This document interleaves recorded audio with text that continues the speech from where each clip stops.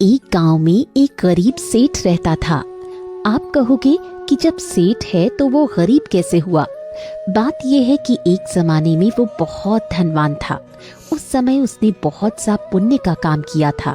उसने कई गौशालाएं बनवाई, गरीबों को खाना खिलाया, कई अनाथालय बनवाए और कई अच्छे अच्छे काम किए। समय गुजरता गया और एक दिन ऐसा आया कि उसका सारा धन खत्म हो गया। उस समय वहाँ के राजा ने ऐलान करवाया कि किसी व्यक्ति ने अपने जीवन में कोई पुण्य कर्म किए हों तो वो अपने पुण्य बताकर उसका फल ले जा सकता है। ये बात जब सेठानी के कानों में पड़ी तो उसने सेठ जी से कहा, हमने तो कई पुण्य कर्म किए हैं, तुम भी राजा के पास जाकर अपना पुण्य बताकर फल ले आओ। सेठानी की बात मानकर सेठ राजा के पास जाने के लिए तैयार हो गया। सेठानी ने रास्ते के लिए 4 रोटी बनाकर बांध दी ताकि भूख लगने पर सेठ खा सके। सेठ रोटी लेकर राजा के महल की ओर चल पड़ा। गर्मी का मौसम था। सेठ को पानी का तालाब दिखाई पड़ा। सेठ ने सोचा, क्यों ना कुछ समय बैठकर आराम ही कर लूं, साथ ही रोटी भी खा लूंगा। सेठ छाया में बैठकर पानी से हाथ मुंह धोने लगा। उसी समय वहाँ एक कुतिया आ गई। उसके छोटे छोटे 4-5 बच्चे भी थे। वो सेठ के सामने आकर दुम हिलाने लगी। उसे देखकर सेठ का दिल पिघल गया। उसने 2 रोटी निकालकर कुतिया के सामने डाल दी। उसने झपटकर दोनों रोटी खा ली। सेठ ने सोचा, इसके 4-5 बच्चे हैं, 2 रोटी में इसका क्या होगा।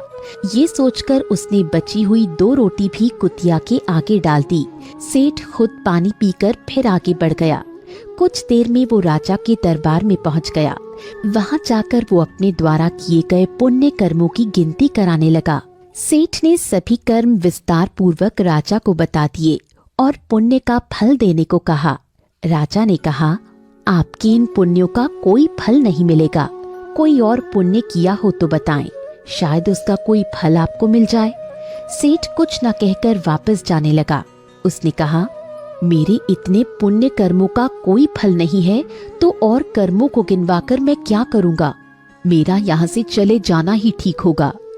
जब सेठ जाने लगा तो राजा ने आवाज लगाकर सेठ को कहा, कल भी आपने एक पुण्य का कार्य किया था, उसे आपने क्यों नहीं बताया।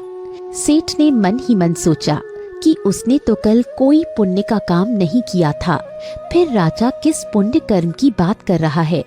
राजा ने कहा, तुमने एक कुतिया को रोटी खिलाई थी जिसके 4 बच्चे थे।